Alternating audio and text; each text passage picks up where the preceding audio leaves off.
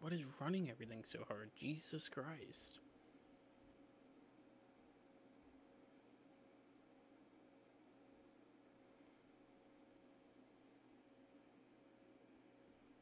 Yeah, that makes both of us.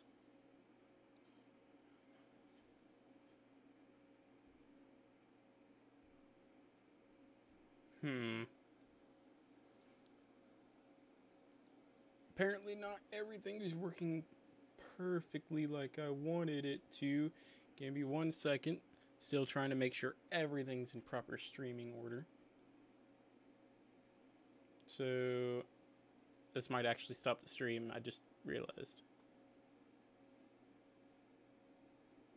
Yeah, hold up. After the whole PC reset, not everything's quite in working order. I did one test stream, but I didn't really have a game open. I just wanted to see if it was going to be able to handle it and everything was working and all my hotkeys were ready. Didn't realize it was still set on my CPU to render the stream. So now my computer's just kind of going wild. 1 second.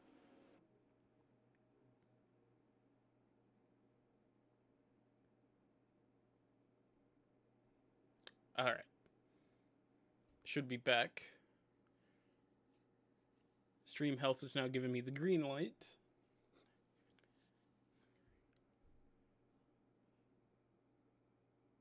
Oh, but the quality just dropped on my end. Oh, but then that's just YouTube doing its thing. If the quality for you guys drops down to like 480p or something, let me know so I can fix that. It's not that hard of a fix. I just have to change a couple of things, but that shouldn't require stopping the stream for that part. And the reason it's always something is because my PC literally like fried itself the other day. There's like software glitches all over the place. I couldn't even open things without my CPU going wild and maxing its usage, doing literally nothing but showing the desktop and making literally everything on the computer impossible to open. Which is why after it did that and the whole thing crashed and it was just like, your PC ran into a problem. I was just like, okay, cutting everything, and I ripped the whole PC out Tuesday, ripped it all apart, cleaned it out, got rid of all the dust inside of it, threw it back in, reset Windows entirely. Been working on getting all my processes back. All of my games, or most of my games, are still installed because they were on a separate hard drive. But all my Adobe products weren't, OBS wasn't, my YouTube preferences were not, like, most of my core YouTubing stuff got deleted. The games, however, weren't.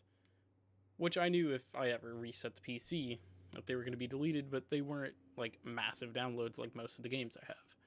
I have over a terabyte of games downloaded, so I didn't want to have to work on getting that back. Meanwhile, my YouTube stuff takes up a whopping, like, couple hundred gigabytes.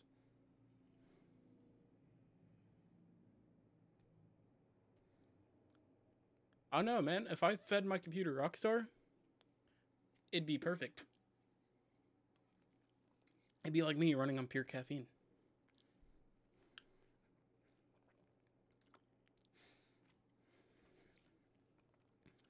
All of that aside, welcome, guys, to a game called Unroaded.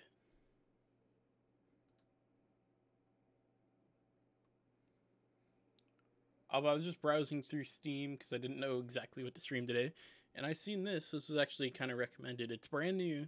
It's free to play on Steam, so the link's down in the description below for you guys. Apparently it's a short visual novel about a living dead man. Which that intrigued me enough to actually download it, and I figured I'd give it a shot. There are multiple endings to this game, so I probably won't get to them all in this stream, but that means it's set up for a video or a stream in the future. Which is always good, because I want to try to get through all of the endings. I don't know how many there are, but it's definitely worth a look. Depending on how long it is, I might try to get through 2 endings today.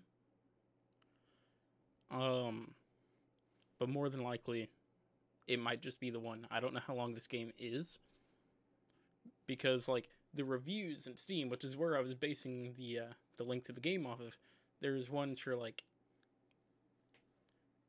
0.1 hours. So like fucking wait, 0.1 hours. That's like 6 minutes. Okay, I'm gonna ignore that one. There's one for like half an hour. There's some that were like 2 hours, 2.5 hours. I'm assuming it's probably about a half-hour game, because there were like a fair amount of half-hour ones. And that might be how long it takes to get one ending. Guessing he always has to go off-road since he's unroaded. Hey, if I was dead, I wouldn't follow the rules either. Oh, I can't read that. My screen's all blurry. That's, Acrylicin? I think that's what it says. It's all blurry. My screen over here, it's at 720, because I got this TV for free that's plugged in as a second monitor, so I wasn't going to complain. I'm assuming that's Acrylicin, because everything's all kind of blurred together. Sweet, I got it right. Anyways, hey, welcome to the stream.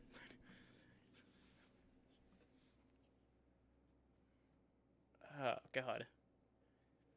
Remind me, replace this with something that actually has HD.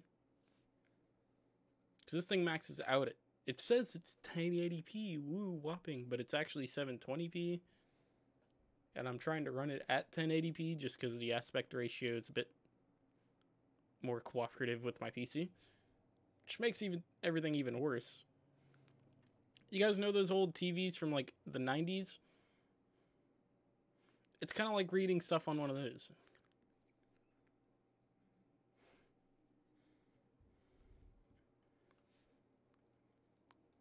Anyways, I'm gonna go ahead and start Unroaded.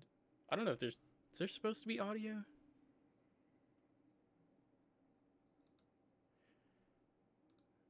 I'm gonna full screen that.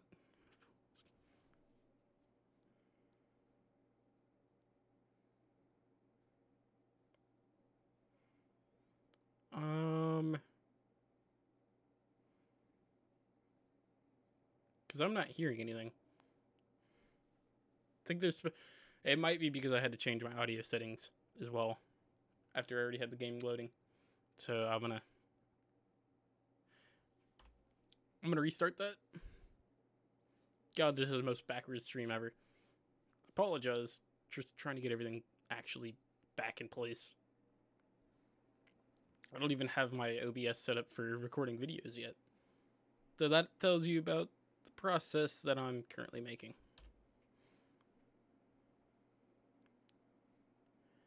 Weird. There's still no sound.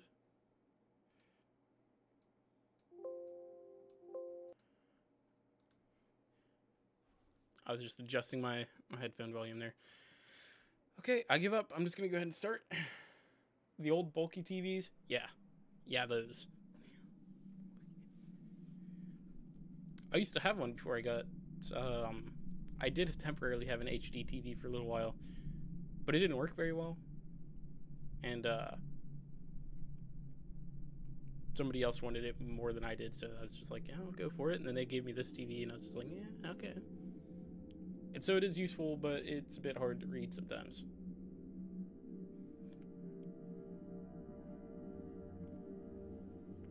Currently looking for a better one.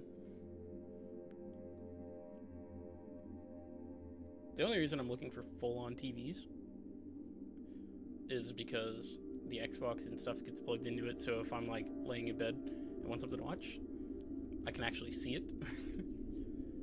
I might just give up on that dream though and just watch stuff on the Switch from now on.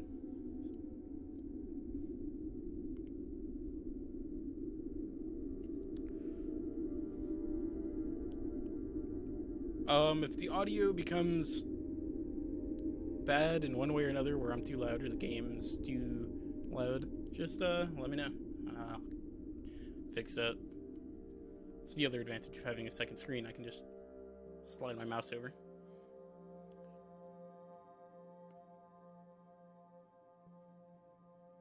Am I supposed to be doing something? Oh, shit. Didn't mean to do that. Sickness and death, blowing from the nauseous yellow sky. Clouds, light and ghostly, are frozen as if time stops where is no life. This game is translated from Russian, I believe, so I'm going to ignore any grammar errors. I'm just judging that because there was only 2 language options, and when you open up the window, it doesn't actually say Unroaded in the top. It's like Russian letters. I know, right? Apparently there's no menu ambiance.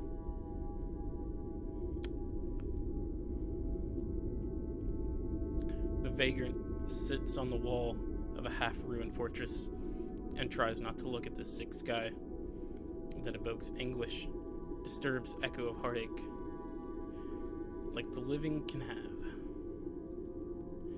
There's no way out. Windows are crammed with boards, doors are buried in the earth for centuries, but he is in no hurry to leave. Day, week, month, he sits, looks away, then time starts to lose meaning, disappears, until the wall begins to crumble.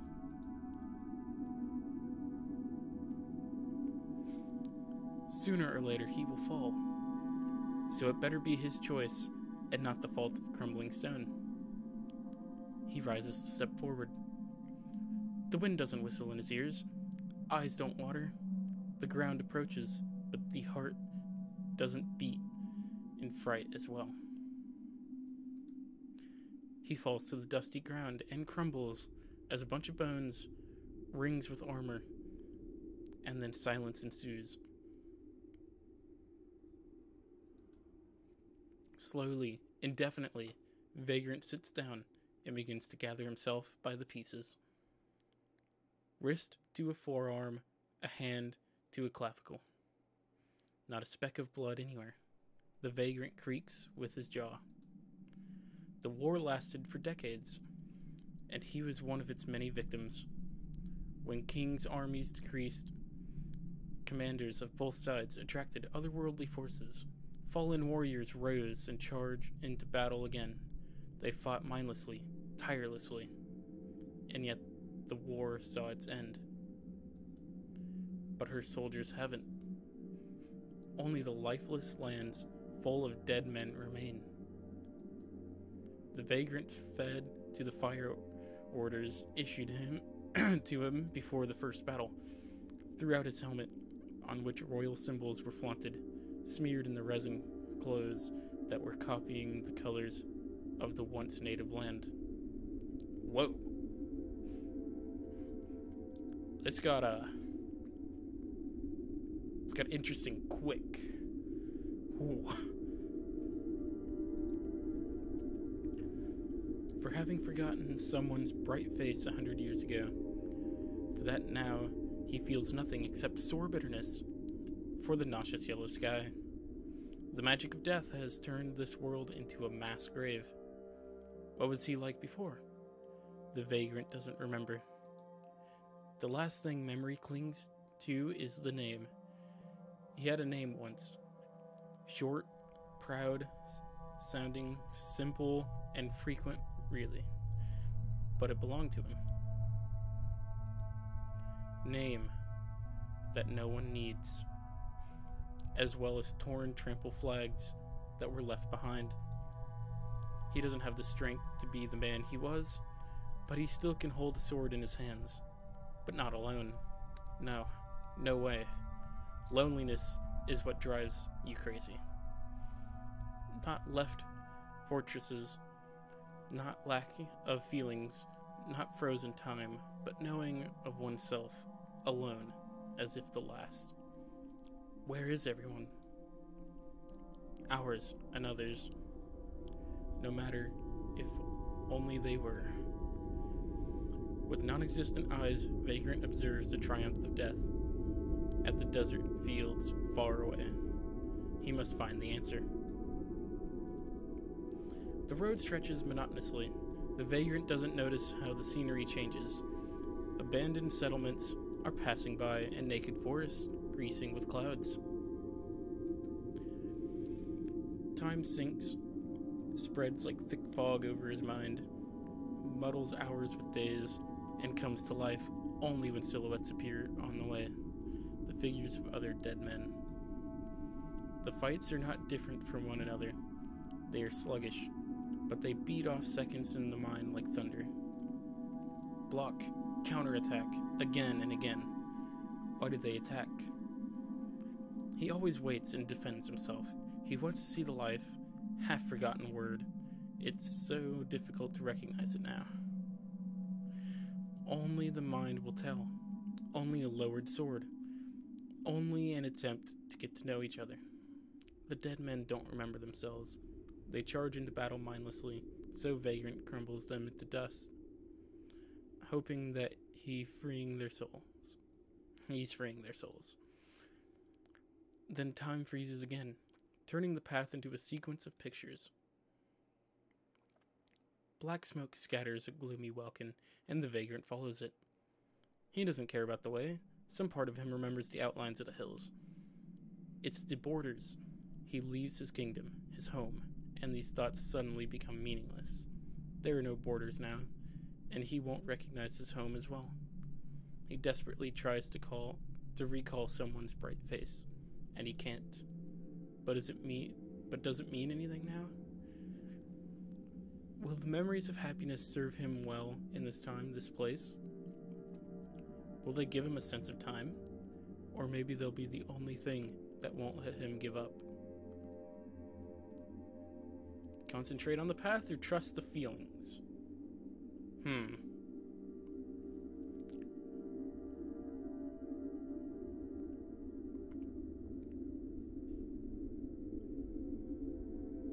I kind of want to go with trust the feelings on this one.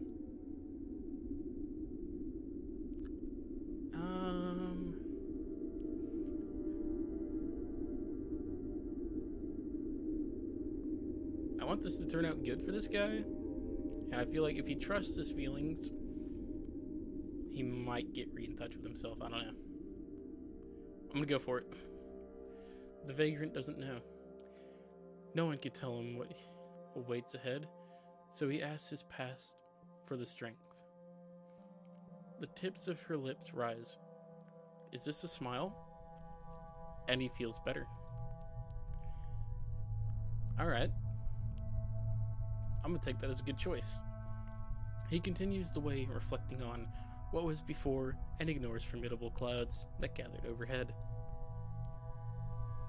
Ashes is spreading in all directions with coal, twice burned land he recalls. It looks at the new fire. Fire is dancing freely, but sleepily. It stretches to the sky and settles. Breathes to its full height, leans, burns clouds, and clings to the ground.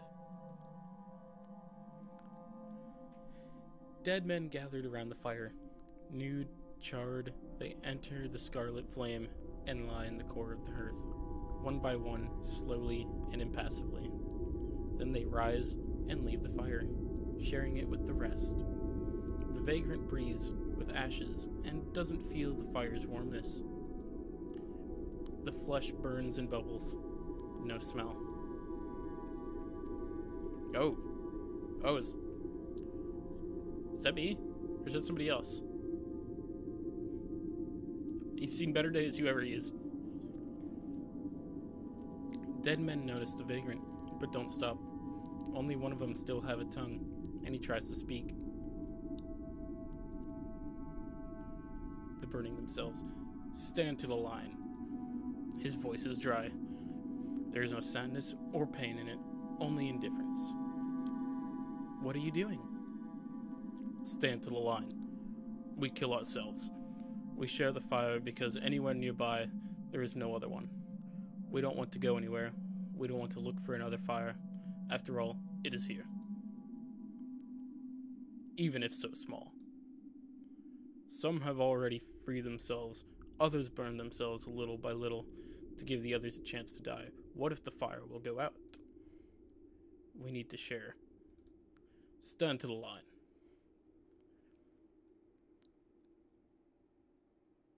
Oh God. Am I about to throw myself into the fire?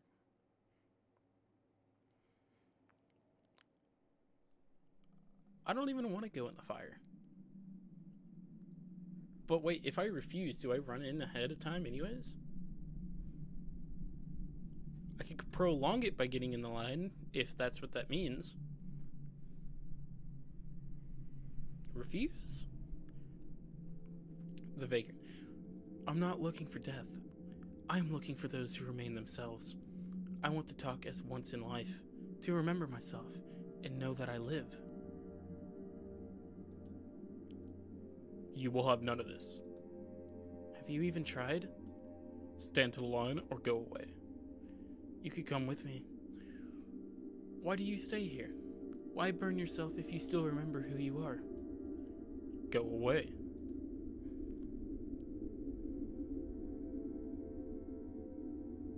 Offer them the last death. Go away.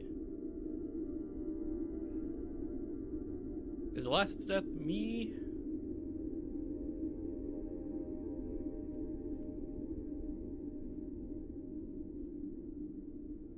I'll just go away.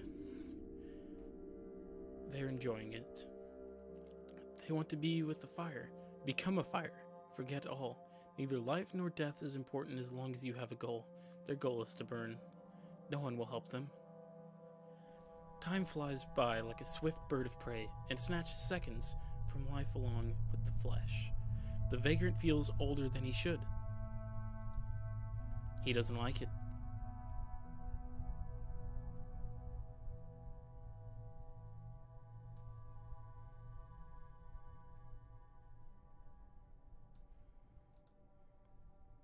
So he leaves.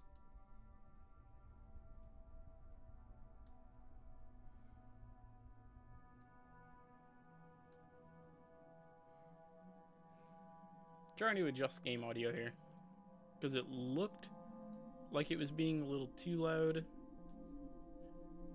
I mean, maybe not, but it just seemed like it.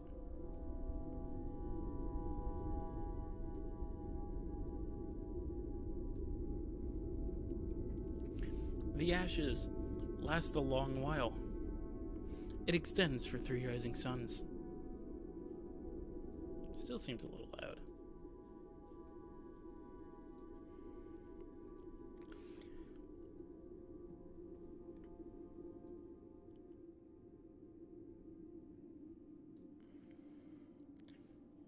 Which vagrant hasn't noticed until now? Light and shadow used to be the same for him. Now he counts the days. At night, he makes a halt. He doesn't need to rest, but it makes the way easier. He looks at the stars and gives them names. Words are sprung up by themselves. Bird, pearl, Virgo, shield, and smile, her smile. Morning leads him to a lifeless city. Fog curl over the thickets in a dry river. The vagrant raises his head, with the hope of seeing the flag waving over the towers, but their silhouettes are still. He carefully invades the abode of calmness. Silence envelops the city. Only the sparse howling of the evil wind can be heard. The place is like an echo of a bygone time, and the vagrant decides to call it that way. Echo. Perhaps when the city ends, the sadness that had settled in the heart will also go away. Once this place brought people joy. Memories sneak up like an annoying melody. He gives into it. He remembers the loud talk and bustle, wagon wheels, or knocking along crowded streets. The child steals an apple from the basket of the returning home lady. She doesn't notice. She looks at the vagrant. Playful smile. The vagrant turns away only because someone is waiting for him at home. How what he lives now can be called a life. The vagrant wants to go home. He stumbles over something and barely keeps himself from falling. Lowering his gaze, he sees that the dead man lying among broken slabs has blocked his way. The knee raised for a footboard slowly goes down. The vagrant. Why do you do this? The vagrant examines the face under the helmet. Neither skin nor muscles, only bones. The dead man can't answer. He didn't even move.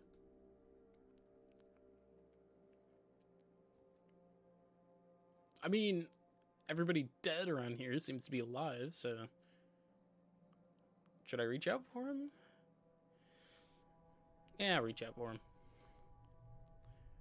I want to help you. The vagrant doesn't have the time to notice the dead man's hand rises. He swings and throws at the stranger. His second hand. The vagrant dodges. Seek for the fire. It can bring the last death. He doesn't receive an answer. But the dead man rises, creaking with bones and leaves. Perhaps to seek the fire. Chants reach from the heart of the city. The vagrant goes by the overgrown stone slabs and doesn't listen. It's all in his head. He finds a chapel and steps inside with caution. Examining the rotten wood beams, the ceiling is still holding. How many prayers have these walls heard? How many of them God heard? Has anyone survived this war? A steady knock comes from somewhere. The vagrant follows it and finds himself in the chapel's basement. He sees 3 dead men. One stands against the wall and beats the stone with his head. His skull is full of cracks. It looks like he's doing this for a long time. The other 2 sit beside him and watch. I'm assuming that's me. That must be the guy. I've definitely seen better days. I'm mostly bones aside from my head.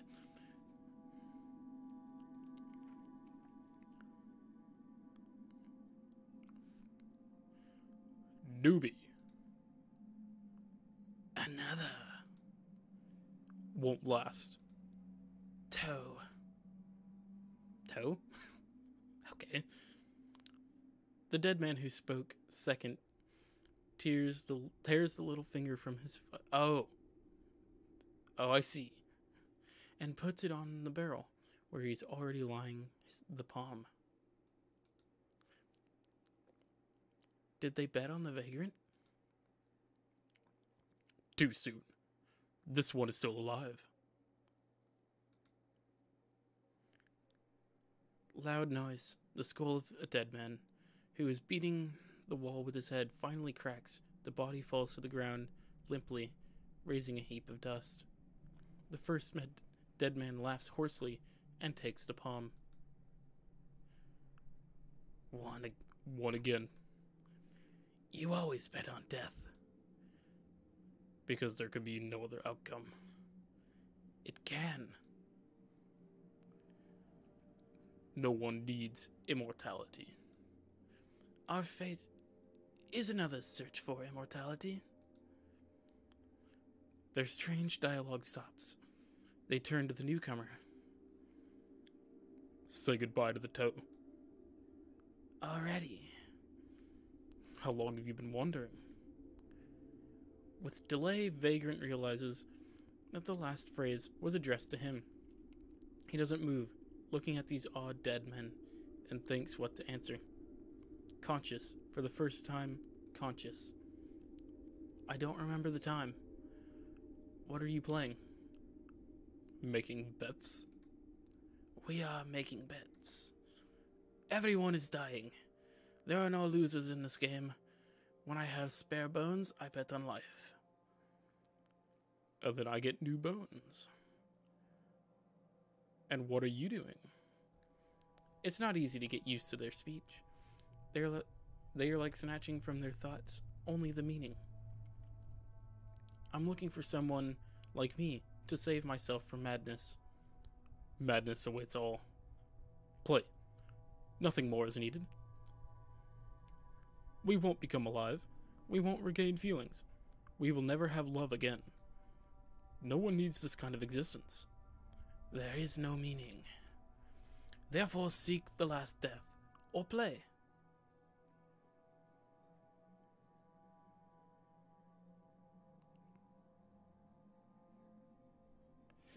Oh.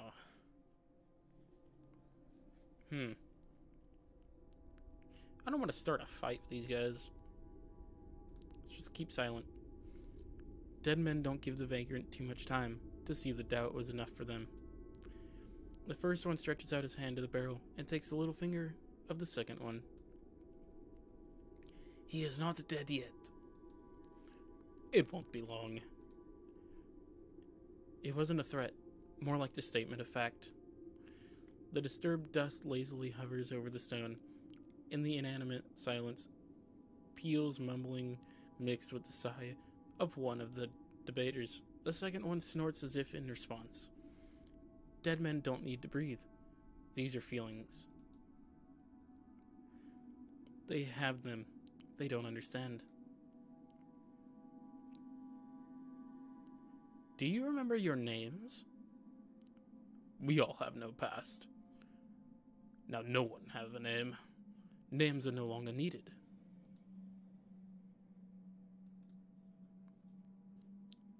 I need so I can distinguish you. Maybe Ben? Or Bean? Who is Ben? Who is Bean? I like Ben. Then I am Bean. The second one turns towards the vagrant. And who will be you? The vagrant. Such a hypocrisy. Saddled us with names and refuses to take one. No, wait. The vagrant. Ben, Bean, and the vagrant. Fine. The dead men distract by their previous victim. What will overgrown with moss faster, he or his clothes? Me? If he will bet on the really dead, let's get out of here. Seek for others. Is vagrant with us? No. Thinks too much. Will spoil the game. But we'll meet again. If he won't die. Friends? They look at him again. Nod. Hey, these guys are cool. Perhaps someday the paths will converge. Then he won't mind friends, although he doesn't understand what this word means. He hopes these two will help him find out one day. Three leave the basement and their paths diverge. The debaters are going away from the sun. They no longer need the city. And a vagrant continues the way to the ruined depths. There where is no one else. Nothing happens. Stone walls dissolve the world in greatness. And when they end, only the sky remains. Same gray. Mad dead men getting bitter. They attack without asking questions. Their hands never tremble. Their faces are always unreadable. The vagrant doesn't want to fight. Doesn't want to save them either. He doesn't care what was the fault of their madness. The magic of death, or a weak mind that didn't accept the new existence. They have no hope of salvation. Or he wants to think that way. Where once was heart hurts with heartache.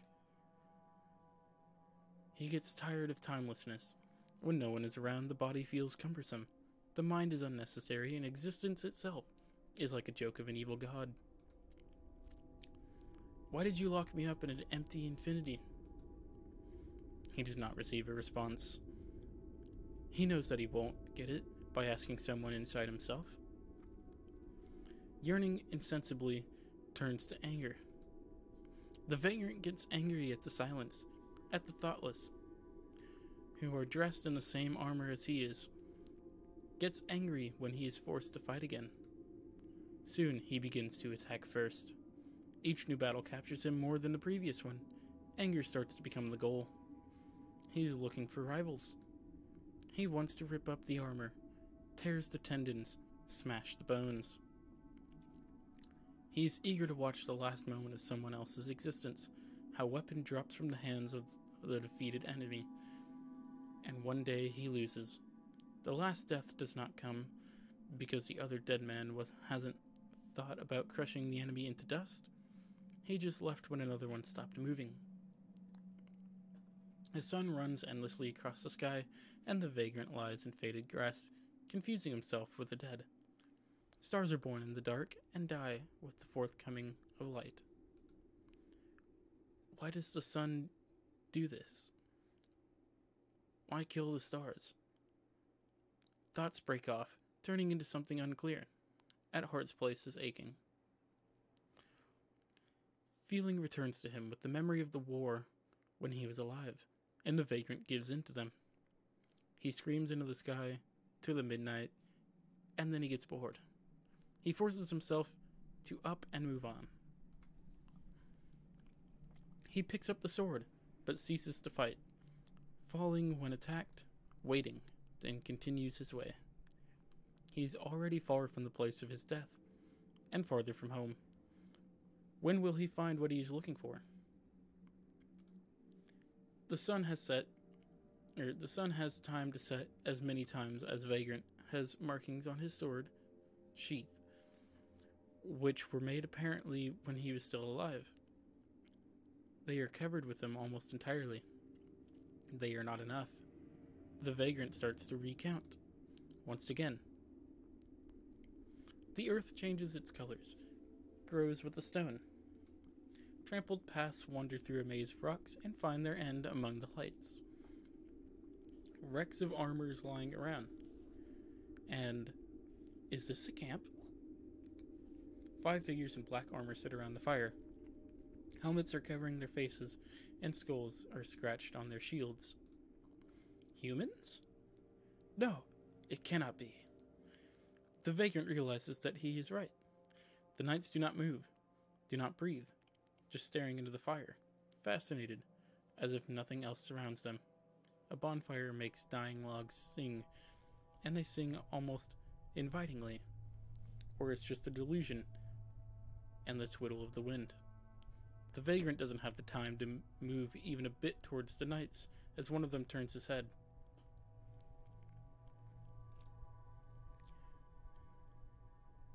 New executioner has invited us.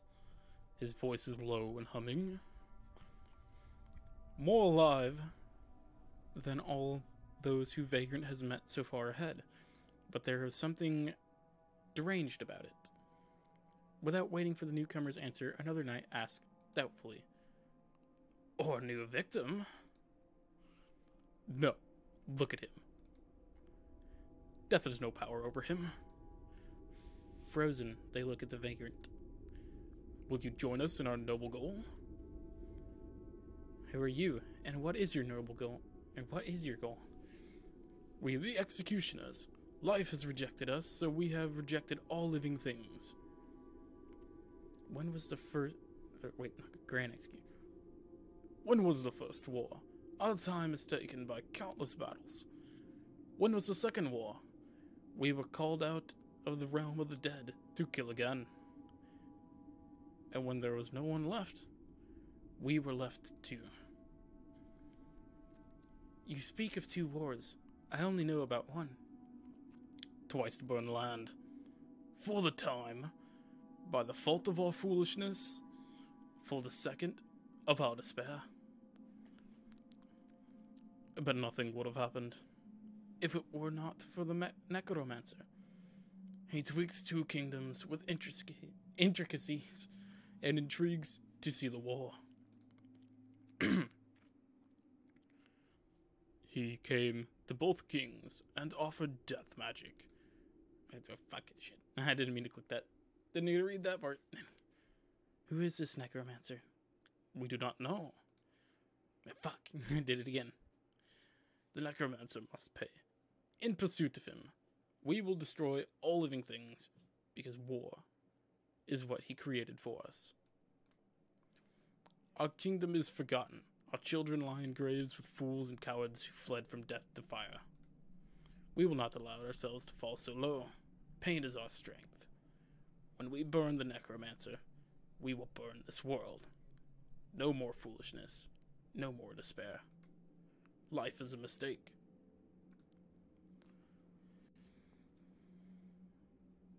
It isn't. Life is not a mistake. The knights are silent. They're not going to argue. They have their own truth. How many years have they been guarding it? For them, it's more important than their own souls. Fire flames dancing on the black steel of their armor, diverting attention from the heavy stairs. For what do they need the fire? Aren't they despise it? Or maybe this is why they huddle around the bonfire, as if we're still alive. They are testing their will, their spirit. After all, fire can give peace, everything that all dead men actually need. If you are not with us, leave. You must burn. I'm going on my own way. I don't want to kill everybody. Jeez, no. Despair devours from within. The vagrant turns away and silently leaves. Foothills follows him with scarlet clouds. This place is too peaceful. The wind walks freely and carefree. It doesn't bluster or howl, only touches the grass gently and retreats to the sky as if afraid to do harm. Clouds gather and crumble as white dust, and when night falls, jumbles with the stars. The markings on the sheath become useless. What does time exist for if all that is there an endless way? Time is needed to the living ones to remember about death, instead of thinking about the days. Vagrant thinks about the silence in the morning, about the beauty of the sun at sunset, about how he tried to name the stars once. It returns to him imperceptibly, once he just catches himself on the thoughts. Even if from here you can see them, bird, pearl, Virgo, shield, and smile. The image appears in front of him more clearly than ever, and he focuses on the memories. This is something very important. He must remember. A bird on the emblem of a family tree. Someone on a green robe. Pearls glisten on the neck. Auburn hair flows over strong shoulders, steel in the glance of gray eyes, but smile illuminates the face. Like that she was, a warrior from distant, wild lands. Is he remembering somebody he loved? And then got sent off to war. Or maybe they both got sent off to war. And he lost her in the war? I don't know. This game's really cool, by the way. Then war began, and she fought under enemy banners. Oh, okay. He did not run away, even though he wanted to do it more than anything else. Oh, shit. At the day he killed her, time stood still. On the same day, he let to kill himself, and rose up already without memory. So I'm assuming he loved her, had to kill her because she was an enemy, couldn't take the pain, killed himself, and now he's just kind of left walking around the whole world and now he just has to deal with the pain of being immortal and the pain of having to live in a world without her forever. Oh, this got really deep really quick. Oh, shit. The vagrant covers his face with his hands, as if he wanted to cry, and for a long time sits in silence. The cape passes near the end of the road. There's nothing behind a cliff, only a naked bottom that was left over from a dried up river. On the edge of the cape, boulders are overgrowing with perennial moss. It takes time for the vagrant to notice a figure in the gray-yellow robe. Someone is sitting over the precipice with bowed head. The vagrant approaches and sits next to the stranger. His legs are dangling into the precipice. He doesn't speak until he is noticed.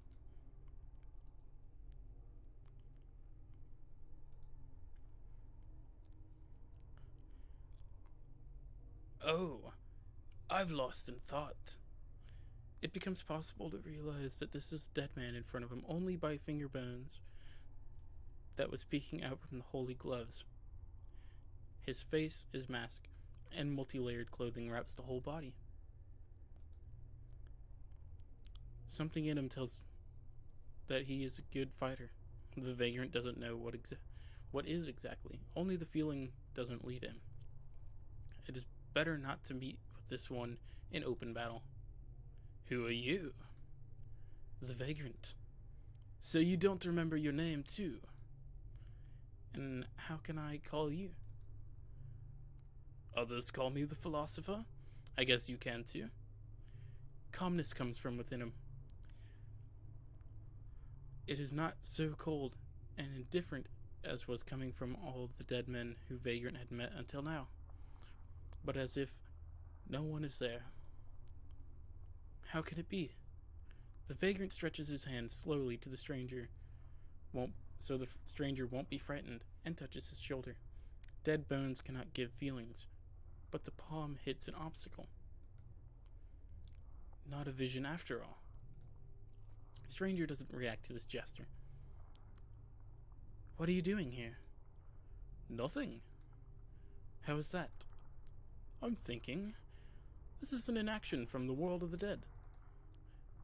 What are you thinking about? About the water, earth, sky? What else can you think about while being dead? About your grief? This is a one-way ticket to oblivion. Why are you wearing a mask? So many questions. My face has been eaten away by death and time. Those who remain unconscious do not need to see it. The wind sings in a hollow. The philosopher responds to its song with a quiet humming. Bungling melody brings unwanted memories. This is an anthem, and something is humming. Something in this humming seems terribly familiar. You remember it too, yes? Yeah. I remember, although I do not know... Oh, wait, no, that was me. I remember, although I do not know why. Behind the cold mask, Vagrant feels a smile. All of you remember it. There are no names, no past. Oh. All of you remember it. There are no names, no past, but each of you remembers the anthem. You speak as if you are not one of us. I am not one of you. Not really.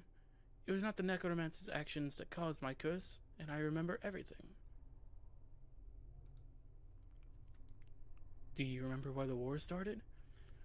Who we were, and why did we fight? Yes. Tell me. When the seas had depleted, a lot of no man's land appeared. The kings of the two largest nations were in long negotiations about how to share new lands. Nobody wanted to make concessions. I wish I could say that the rumors led the necromancer to the lords. That it was his evil tongue that provoked the first war, and after it, another one. Isn't he guilty for the fate of the dead men, wandering everywhere? He is guilty, just as kings. Everyone hoped to prevent the war, but at the very first chance, they were seizing over lies and intrigues. Fulfilled his part of the deal, the necromancer gave an advantage to one side by resurrecting their warriors, When they refused to satisfy his demands, he did the same for their enemies. There he hadn't get the help too, so he left and let everyone kill each other.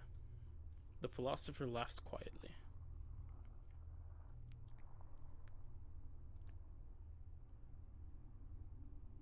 What was he needed? I do not know. Whatever it was, it cannot justify 2 wars. You would have only one if he hadn't intervened. And you wouldn't be here now. And where am I? On the way to the necromancer. You didn't notice that you always go forward? As if something is calling to you to go on, and it doesn't matter where to. But you do know something is waiting for you beyond the sun. The vagrant remembers a maiden with a shield, dying on his hands, and his thoughts are empty. He doesn't hear the song, only his grief. He confesses, no. And yet you follow his call. He sings to you, sings to all. He summons the remaining stray dead men to himself. He wants to fix what he has done. To kill all of us? Yes. The philosopher laughs again, and the vagrant becomes frightened for a moment. He managed to forget this feeling, fear. I didn't recall about its existence since he realized that he was dead. However, that was not the death that frightened him. The one who sows death regrets for his wrongdoings. All of this is hard to accept. I understand. It's so sweet to believe that your goals are noble, that the one pure evil is to blame for all. But the reality is always more prosaic. How do you know that? Or how do you know so much? I was his friend. Oh, okay. Silence comes, and it lasts for many days. Under the vagrant's bony knees, flowers make time to grow up. At some moment, shattered skulls and fragments of black armor fly into the precipice. The vagrant recognizes the executioners in them, those who had sworn to kill the necromancer and destroy all living things. By the hands of the philosopher, they found peace. I was his friend. The vagrant doesn't ask anything. Everyone wants to save something. He began his path by seeking of others. He wanted to talk and listen and feel. Now the philosopher is beside him, and time belongs to them. The vagrant tells about what happened. About how he refused to die in the fire. How he gave names to the 2 conscious. And after hearing the executioners, refused to despair. He doesn't face approval or dispraise, so he feels relieved. The philosopher tells him about the cemeteries that have turned into flower fields, about the music of silence, about the stars. The living ones have bodies and feelings. They do not need the meaning. What about the dead? Is this life worthy to care? So many reflections and opinions and words. The philosopher asks questions to which the vagrant does not know the answers. One thing is clear for both of them. The necromancer will not back down. And this means that no one will have the opportunity to find the answers to these questions. Only when Vagrant notices the rust on his armor, he realizes that years have passed. He and the philosopher get to know each other too well. The moment the part comes. Getting used to the loneliness again is not so difficult, because the vagrant is calm. This calm he preserves and carries with him the rest of the way.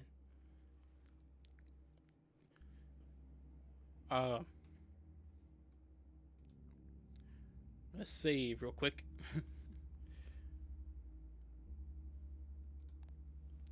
Going down the hollow that frowning under the weak sun, the vagrant finds a deep hole. The tunnel leads to the caves, driven away by long-dead underground creatures. He finds their large bones and almost rejoices that he doesn't have to fight them. The tunnels are full of dampness and howling wind. Moisture settles on the armor. Living ones couldn't breathe here with ease. The light is being replaced by darkness, and each step spreads an echo. No need to get used to the dark. The vagrant listens to its footsteps, drops that crashing upon a stone. The song, it beckons to him, almost imperceptibly. This is an anthem, and this is someone's yearning. Lost days, ruined fates, no regret, no repentance, but want to fix it. Closer and closer. It will end soon.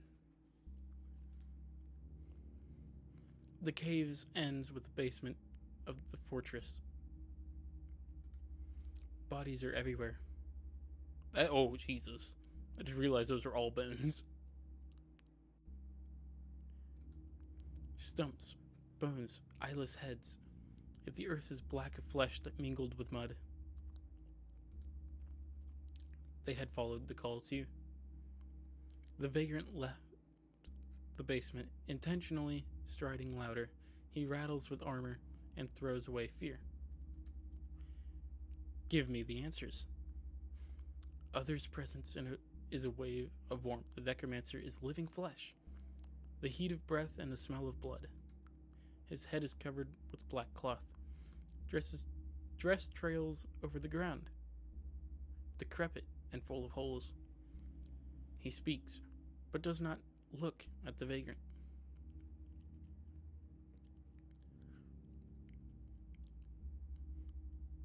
Always to wait so long. Tired. I'm so tired. He is blind. The hall that surrounds them is almost empty, and the necromancer doesn't afraid to fall. He feels the vagrant and unhesitatingly walks toward him as if was sighted. The vagrant retreats enough to make it clear that he does not intend to fight. The necromancer takes a sharp breath and freezes. The song breaks off. The vagrant doesn't feel anything, only sees the confusion of the old man in front of him. You are not the first. There were others? Too many. You killed them all? Yes. Why? I had to. The vagrant feels the approaching anger. What is all of this for? Why did you help the war to last after the death of its warriors? What did you so desperately want from the kings that you agreed to condemn so many souls to eternal damnation? You won't understand. Tell me. Because of these wars, my love perished. Because of these wars, my love perished. Sighed with displeasure, the necromancer creaks with his teeth. Kings promised me the best people. Not for the army. I wanted to save scientists, thinkers, gifted masters, all those who change the world, so that they become immortal, like a friend of mine, and so they can change others the way he changed me. I wanted to give them eternity, but no one followed me. Even if they wanted, they couldn't. Most joined the ranks of the soldiers. Others were imprisoned by the kings and kept under surveillance. But why did you kill all the dead men? After all, those who need you may be among them. Now they are madmen. There is no one to save. You can't know for sure. You're doing the wrong thing. It is not for you to judge me. The vagrant feels like he is choking. He can't find the words. The necromancer easily bows his head. No matter now, save fate is awaiting you, vagrant. His voice is soaked with indifference. You have met many who still remember themselves. You could stay with them, your goal would be achieved, but you rejected everyone. Rejected, because not loneliness is your scourge. You want to live again. Get your body back. Return those you loved. It will not happen. Bow down before me, for you are only an outlived memory. The necromancer raises his skinny hand, preparing to cast a spell. The song without words and without music is playing in the vagrant's head again. He freezes. The stars become brighter. Their light illuminates the fortress like the sun. The living one would be blind, but the vagrant feels warm. He sees black threads approaching him, the embodiment of the song, and ignores. So warm. Light envelops, forces to drop the fear and all thoughts. Only calm remains. What did Vagrant achieve? Who he become? And did he become someone? No matter now. He wakes up. Her bright eyes are smiling, her touch is tenderness. He kisses her, then rises lazily, rubbing his eyes. From outside of the window, there is sleepy talk and clatter. The streets are flooded with the light of the morning sun. Water glitters in the square's fountain. So peaceful that it's hard to believe. Wherefrom comes this strange feeling like heaviness after a lost battle? Ah, no matter. Seems like it was a bad dream that gone from memory. It's for the best. In the garrison wards, and friends are waiting for him. He's happy. While the silence and the darkness of an abandoned fortress, a blind man leads a weak-willed dead man away. The end. Ah, yeah, it was translated from Russian. Holy shit. That was awesome. Honestly.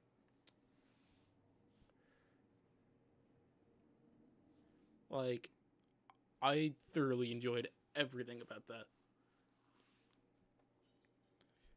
We had fucking... That was an interesting ending. I got the achievement Oblivion. I don't know if that showed up on there because I didn't pay attention if it showed up on the stream. But I got an achievement Oblivion, so... What I woke up to was not real. What happened with all the dead men, that was real. That was the real part. Unfortunately, because I got the... I'm assuming. I'm just assuming here, but I'm pretty sure all the dead men living thing, that part was real. And then I woke up in the afterlife. And that's where that came from.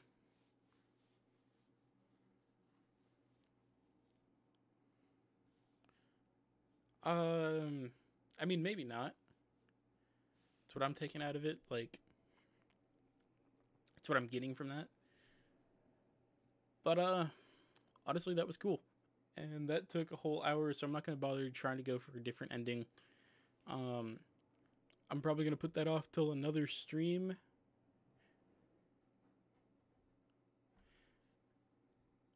Don't know when I'm going to do that. I've got plans for tomorrow. Maybe Monday. I might either stream it Monday or have a video ready for Monday. There's going to be a lot of video space being an hour, and it's going to take forever to render, so I'd have to start it really quick. But, yeah. That game was great. Hopefully you guys enjoyed it. It is free to play, so if you want to go off and play and get some of the other endings on your own, the link is in the description. And thank you, dude, so much for watching. And I will see you guys in the next one. Bye!